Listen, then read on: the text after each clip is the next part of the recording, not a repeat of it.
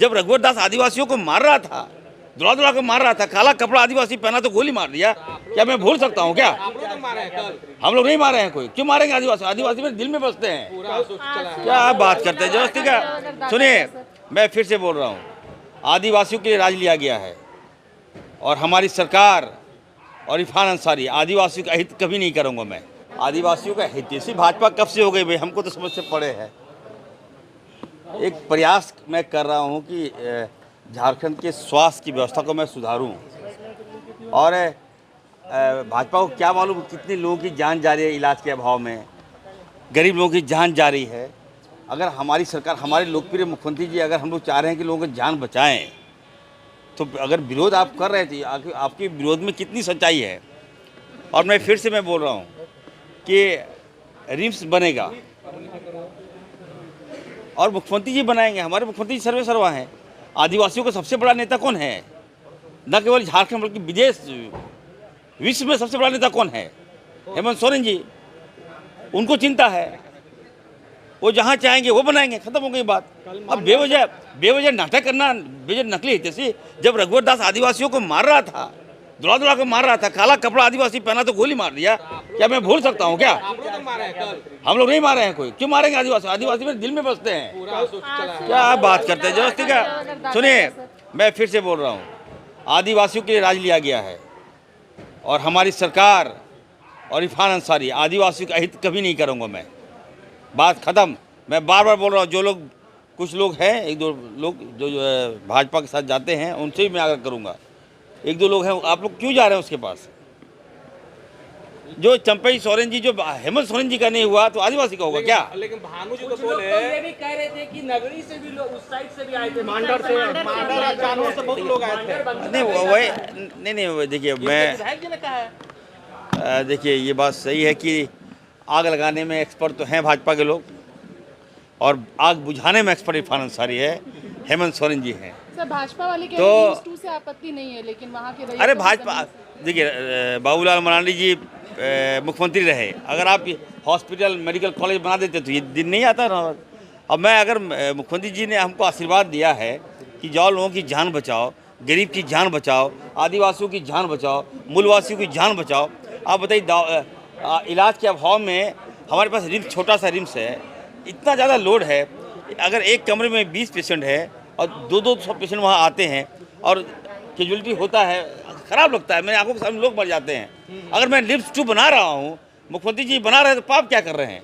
ऐसे संवेदनशील मामले में भाजपा को राजनीति नहीं करना चाहिए था। और मैं फिर से बोल रहा हूँ, आदिवासी समाज से बोल रहा हूँ, आपका हित मैं नहीं करूँगा। जय। मैं आदिवासियों का हित नहीं करूँगा। बस मैं बता रहे, रिम्स क्या होगा? वहाँ नहीं बनेगा तो कहीं और बनेगा, और क्या होगा? कौन सा है? नहीं, देखिए हम चाहते हैं कि राज्य की स्वास्थ्य व्यवस्था को सुधारूं। भाजपा ने झारखंड की राज्य की व्यवस्था को बीमार कर दिया है, ठीक है। और अगर डॉक्टर स्वास्थ्य मंत्री है और इसका लाभ अगर झारखंड को नहीं मिले तो दुर्भाग्य होगा। मैं तो कहूँगा कि बीजेपी ये लोग विरोधी थे ही, अब पेशेंट के भी विरोधी हो गया। बताइए।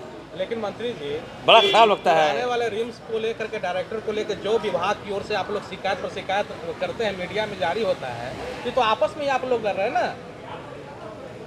देखिए कई आरोप लगाए जाते हैं विभाग की ओर से। आज आपने क्वेश्चन कह दिया। मैं, देखिए 6 महीने से मैं डायरेक्टर के खिलाफ कोई बोला नहीं हूँ, क्योंकि मेरा छोटा सा अंग है। रिम्स क्या है? मेरा एक छोटा सा अंग है विभाग का, हम लोग उसको चलाते हैं। तो वहाँ पे जो मामला था, मामला कोर्ट में लेके चला गया वो, जबकि नहीं जाना चाहिए था। कोर्ट में ये दावा पेश किया गया कि हम ही लोग गलत हैं।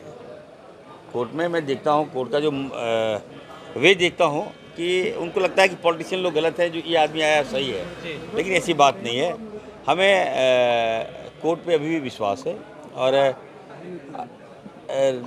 हेल्थ में पॉलिटिक्स किया जा रहा है। कौन कर रहा है पॉलिटिक्स?